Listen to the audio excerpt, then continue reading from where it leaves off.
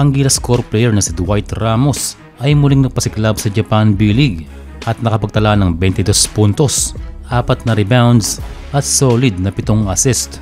Pero bago natin pag-usapan yan ay nasa Pilipinas na ang Gilas core na si Carl Tamayo. Si Tamayo ay nagtitraining ngayon sa ilalim ng Better Basketball PH na dinadayo ng mga sikat na players. Nagkaharap sa training itong si Lopez at Tamayo.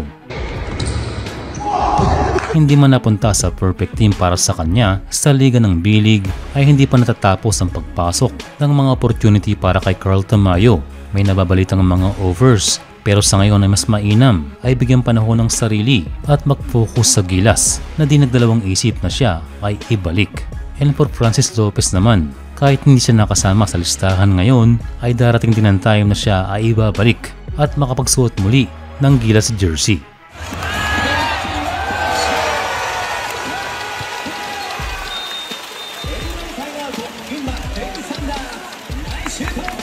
Wala man si Ramos sa malakas na team sa B-League pero solid naman ang kanyang playing time and for this game ay meron siyang 34 minutes.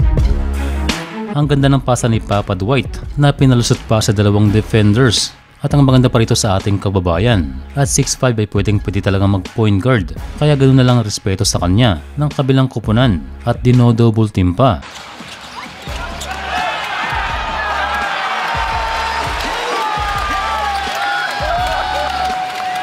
And para sa game na ito ay ginamit ang kanyang height advantage to isolate against smaller guards at ang resulta ay isang slam dunk na hindi na-anticipate ng mga import ng kabila.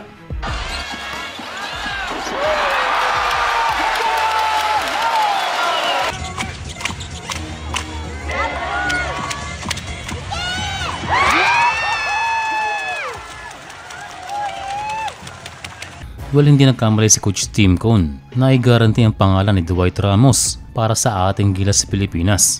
Napaka-versatile na player na kayang maglaro mula 1 hanggang 4 kaya solid din ito na makasama ni Kevin Kiambao na isa pang versatile na player.